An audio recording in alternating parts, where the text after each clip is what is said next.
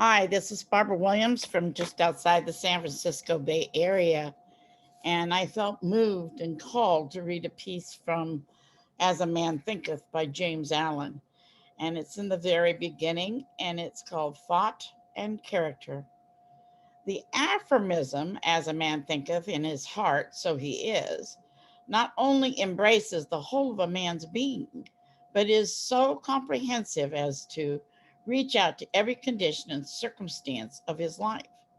A man is literally what he thinks, his character being the complete sum of all of his thoughts. As the plant springs from and could not be without the seed, so every act of a man springs from the hidden seeds of thought and could not have appeared without them.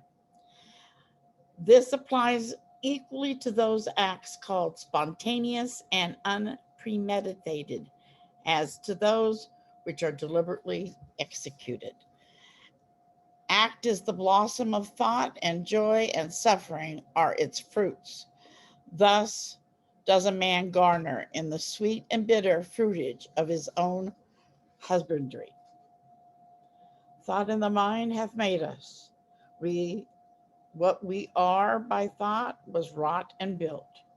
If a man's mind hath evil thoughts, pain comes on him, as comes the wheel, the ox behind. If one endure impurity of thought, joy follows him as his own shadow sure. Man is a growth by law, and not a creation by artifice.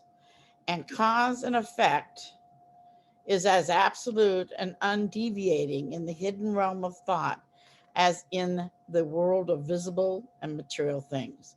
A noble and godlike character is not a thing of favor or chance, but is the natural result of continued effort in right thinking, the effect of long cherished association with godlike thoughts. An ignoble and bestial character, by the same process, is the result of continued harboring of groveling thoughts. Man is or unmade by himself. In the armory of thought, he forges the weapons by which he destroys himself. He also fashions the tools with which he builds for himself heavenly mansions of joy and strength and peace. By the right choice and true application of thought, man ascends to the divine perfection. By the abuse and wrong application of thought, he descends below the level of the beast. Between these two extremes are all the grades of character, and man is their maker and master. Of all the beautiful truths pertaining to the soul which have been restored and brought to light in this age, none is more gladdening or fruitful of divine promise and confidence than this, that man is the master of thought, the molder of character, and the maker and shaper of condition, environment, and destiny. As a being of power, intelligence, and love, and the lord of his own thoughts, man holds the key to every situation and contains within himself that transforming and regenerative agency by which he may make himself what he wills.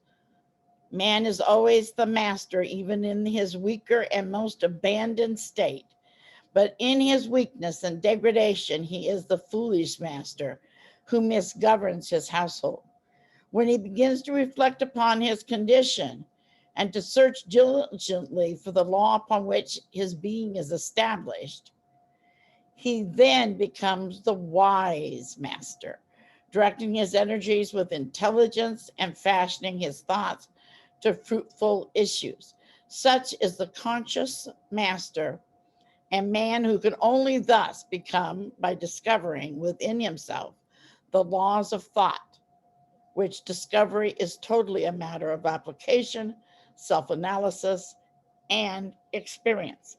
Only by much searching and mining are gold and diamonds obtained, and man can find truth connected with his being if he will dig deep into the mine of his soul, and that he is the maker of his character, the molder of his life, and the builder of his destiny, he may utterly and unerringly prove if he will watch, control, and alter his thoughts, tracing their effects upon himself, upon others, and upon his life and circumstances, linking cause and effect to patient practice and investigation, and utilizing his every experience, even to the most trivial everyday occurrence, as a means of obtaining that knowledge of himself which is understanding, wisdom, power.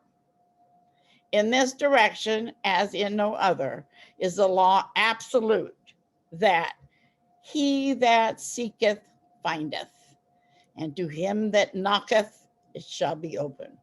For only by patience, practice, and ceaseless importunity can a man enter the door of the temple of knowledge. Thank you for listening. Barbara Williams. Reading a piece by James Allen.